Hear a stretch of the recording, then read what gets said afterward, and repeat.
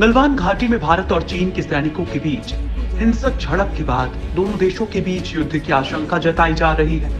दोनों देशों की सीमाओं पर सैनिकों का जमावड़ा बढ़ता जा रहा है। आलम यह है कि कभी भी युद्ध का बिगुल बज सकता है।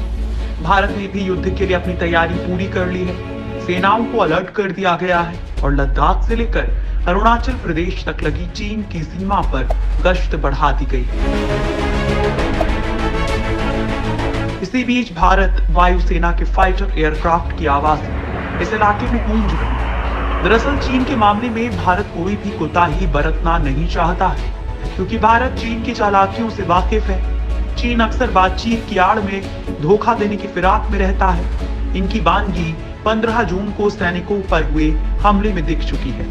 इसलिए भारत पूरी तैयारी के साथ चीन का मुकाबला करना चाहता है। जमीन पर सेना तैयार है और आसमानों की रक्षा के लिए भारतीय वायुसेना ने जहाजों का बेड़ा लगा दिया है। दोस्तों, आज के इस वीडियो में हम आप लोगों को भारतीय वायुसेना की इन्हीं तैयारियों के बारे में बताने वाले हैं कि किस तरह से चीनी सरहद पर वायुसेना अपनी ताकत दिखाने को तैयार है।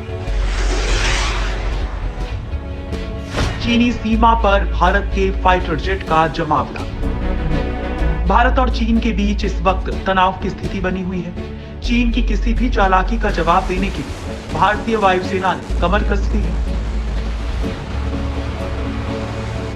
इस बीच वायुसेना प्रमुख आर.के.एस. भदौरिया ने लेह बेस का दौरा किया। वायुसेना इस वक्त लेह लद्दाख इलाके में अलर्ट पर है और ऐसे में इस दौरे की अहमियत काफी अधिक है। दरअसल chief of defence staff Bipin Rawat और सेना प्रमुख एम.एम. नरवणे से मुलाकात करने के बाद आर.के.एस. भदौरिया का ये दौरा शुरू हुआ था। इसके बाद वायुसेना प्रमुख बुधवार रात को श्रीनगर लेह एयरबेस पर पहुंचे थे।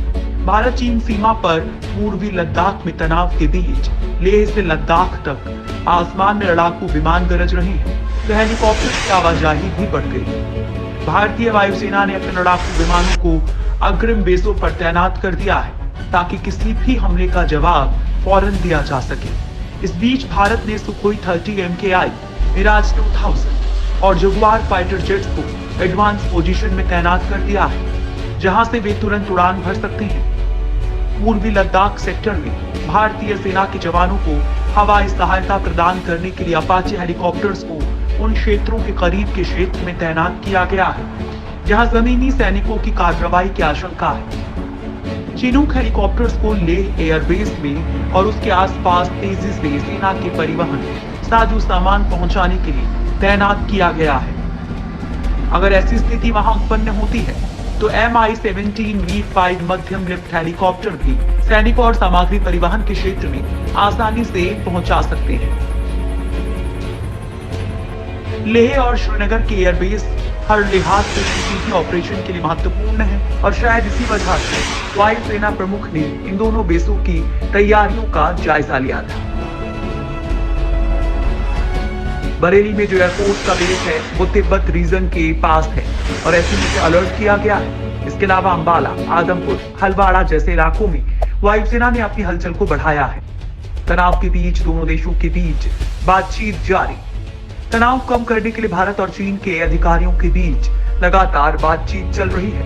इसका नतीजा ये आया कि चीन ने भारत के 10 जवानों को कब्जे में लिया था, उन्हें छोड़ दिया और अब सेना प्रमुख का बातचीत के बीच लेह और कश्मीर का दौरा अहम माना जा रहा है।